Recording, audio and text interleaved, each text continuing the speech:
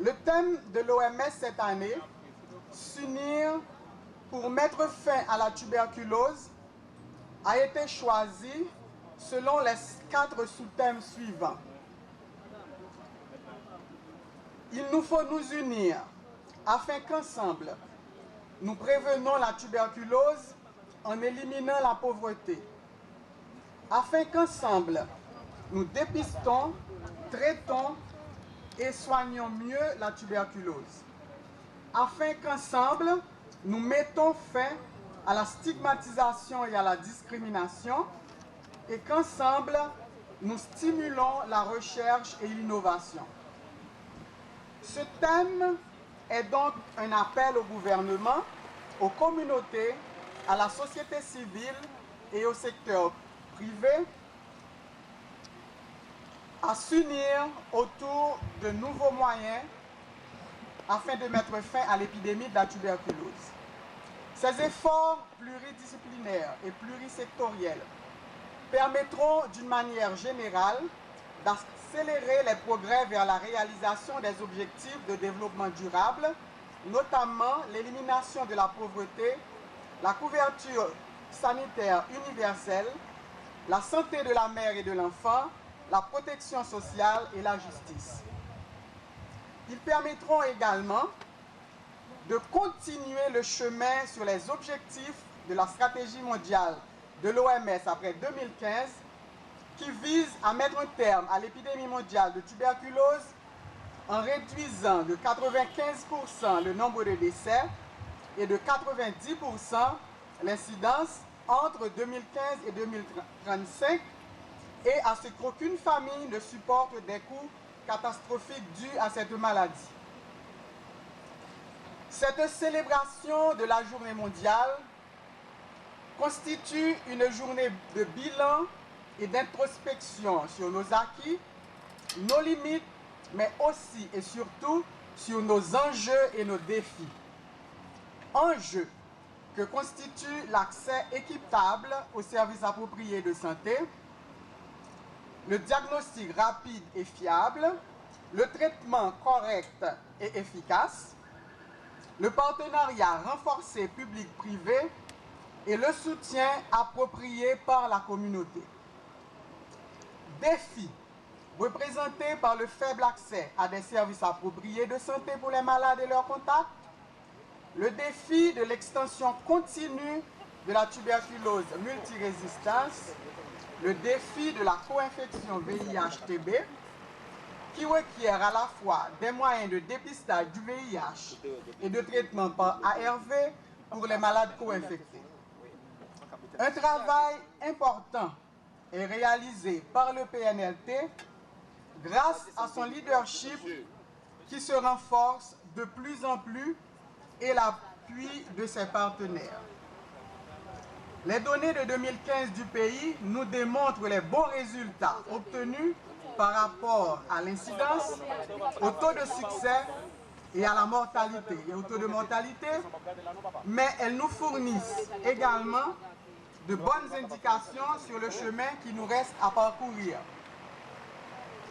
Cette célébration au laboratoire de santé publique sur le thème « Ensemble, nappe déracinée tuberculose » met en évidence non seulement l'aspect incontournable d'un partenariat renforcé, mais également cette importance capitale que revêt le diagnostic dans la prise en charge de la tuberculose sensible, la tuberculose multirésistante et la co-infection TB-VIH. Peu d'entre vous ont besoin de se faire rappeler qu'en Haïti, Haïti compte le fardeau le plus élevé de la tuberculose dans l'hémisphère nord, et ce avec l'enregistrement de plus de, ou à peu près 21 000 nouveaux cas de tuberculose en 2014, et cela fait à peu près le double du nombre de cas qui ont été reportés aux États-Unis dans la même année, en 2014. Alors, ces chiffres-là rendent les efforts de lutte contre la tuberculose absolument nécessaires. Beaucoup de choses ont changé depuis 134 ans maintenant, depuis la découverte du bacille de Koch. En passant par des nouvelles méthodes de dépistage, des nouveaux tests de diagnostic, ainsi que des nouveaux régimes de traitement de la tuberculose. Mais aussi, beaucoup de choses sont restées les mêmes. Par exemple, l'effet de la maladie sur les personnes malades, les personnes atteintes ainsi que leurs proches, les défis de la compliance, ainsi que la crainte de la résistance médicamenteuse. La tuberculose continue d'entraîner beaucoup de décès dans plusieurs pays à travers le monde, ainsi qu'en Haïti. Mais grâce au financement du Fonds mondial, ainsi que le travail assidu du PNLT, ses partenaires comme le PIH, Zanmi la Santé, les centres Guesquio, ainsi que d'autres partenaires, beaucoup de choses sont en train de changer ici en Haïti, sans lesquelles la tuberculose, et avec ces interventions-là, qui nous font croire qu'aujourd'hui en Haïti, la tuberculose n'est plus un vœu pieux, mais c'est une réelle possibilité. Par rapport aux pays d'Afrique subsaharienne, Haïti a une prévalence relativement basse au VIH, à peu près 2%, mais une prévalence forte pour la tuberculose. Ainsi que le combat contre la co-infection demeure absolument important afin d'épargner la vie de ceux qui vivent avec le VIH, mais le poids le plus lourd de la maladie se trouve sur les personnes qui ne sont pas infectées par le VIH. Et donc, des ressources additionnelles doivent être allouées pour la lutte contre la maladie dans ce groupe de personnes.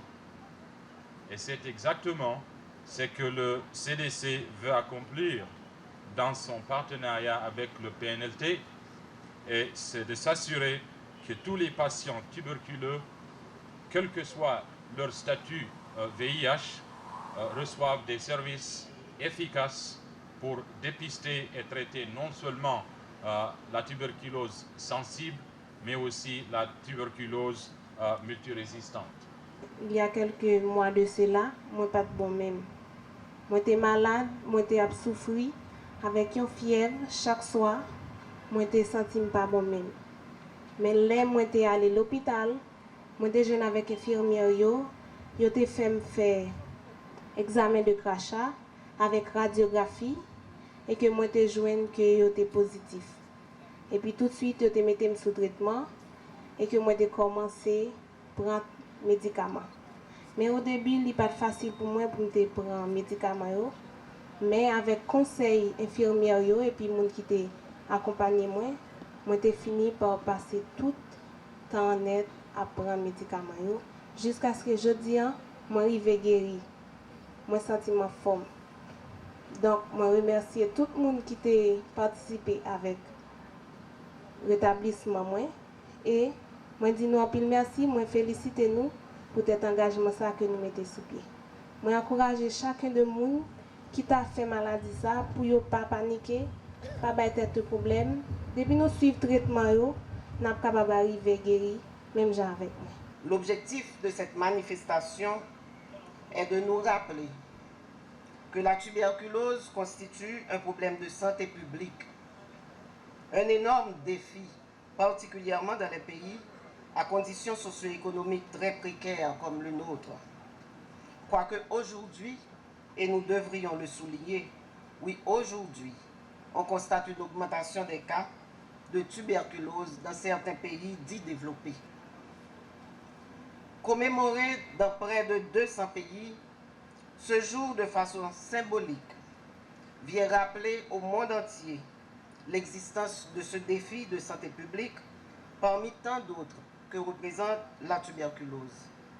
Chaque année, 9 millions de nouveaux cas de tuberculose sont dépistés et 1 500 000 environ, aujourd'hui encore en plein 21e siècle, en meurent de par le monde, aussi bien dans des pays développés que dans des pays à conditions très précaires. Ce qui complique la lutte encore davantage est le demi-million de patients multirésistants ou encore en voie de le devenir et qui se trouvent en circulation pour la plupart dans le village global que représente le monde entier. Dans toute cette situation d'adversité, il faut toujours rechercher l'opportunité existante.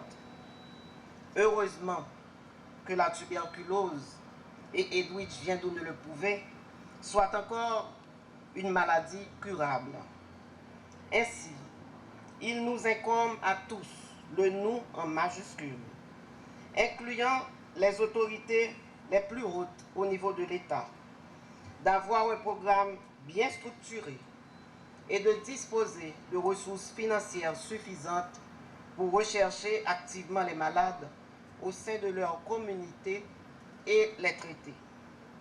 Heureusement que nous avons encore des partenaires comme l'Organisation mondiale de la santé, l'Organisation panaméricaine de la santé, le PNUD, le CDC, l'USAID à travers le PEPFAR, qui comprennent que la lutte contre la tuberculose revêt un caractère mondial et que les frontières ne forment pas une barrière étanche à la transmission des maladies. Voilà pourquoi le combat de la tuberculose, comme bien d'autres problèmes de santé, est certes interne à chaque pays, mais il est aussi un combat mondial. Aucun pays ne saurait être mis de côté. D'ailleurs, le thème de la journée le dit bien. S'unir pour mettre fin à la tuberculose. Ensemble, nous y parviendrons. Ensemble, n'a déraciné tuberculose pour l'expliciter en créole. Mesdames, mesdemoiselles et messieurs, comme vous le savez déjà, la lutte contre la tuberculose a débuté en Haïti depuis plus d'un demi-siècle. Depuis l'année 1982, elle fait partie des priorités du ministère de la Santé publique et de la population. Sous mon ministère, toutes les facultés, toutes les facilités ont été accordées au programme national de lutte contre la tuberculose et également à ses partenaires d'exécution pour que le programme national s'exécute de la meilleure manière que possible à travers la coordination du PNLT. Personnellement, j'ai accordé une attention soutenue à la réalisation des activités et à l'obtention de résultats pour les dépenses encourues, que ces dépenses viennent du trésor public ou que ces dépenses viennent de l'aide internationale. La lutte, certes, sera encore longue et difficile pour l'objectif fixé, à savoir éradiquer la tuberculose d'ici 2050. C'est-à-dire en termes concrets, dépister 70% des cas de tuberculose positifs estimés et guérir 85% de ces patients dépistés pour qu'on ait plus d'Edwidge dans ce pays après les avoir placés sous traitement. Ainsi, un chiffre clair pour l'année 2015. Le programme de lutte contre la tuberculose en Haïti devait dépister 15 262 malades, toutes catégories confondues, et de ce nombre, 8 545 devraient être testés positifs et 75% de ces 8 545 devraient être placés sous traitement et seraient guéris. En termes de résultats obtenus pour la même année, le programme a dépisté 16 239 malades, tous cas confondus, sur les 15 262 planifiés. Et de ces 16 232 testés, 10 933 se sont retrouvés positifs, à pour un M+, en regard des 8 545 estimés. Voilà ce que moi j'appelle résultat, car ce ne sont pas des chiffres, ce sont des personnes. Les objectifs ont été ainsi largement dépassés. atteignant respectivement 106% pour les testés et 128% pour les positifs et traités. Considérant le lien étroit existant entre la tuberculose et le VIH, 90% des patients testés ont aussi été testés à la recherche de co-infections, tel que ceci est internationalement requis et tel que ceci se retrouve dans notre stratégie pays.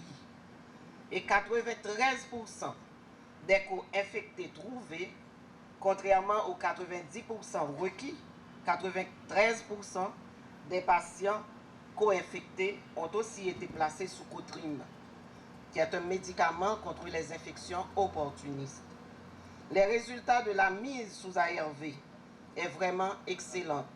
On s'était proposé de placer sous ARV les patients co-infectés avec un pourcentage de 25%, mais 75% des patients co-infectés, HIV positif et tuberculose, ont été placés également sous trithérapie.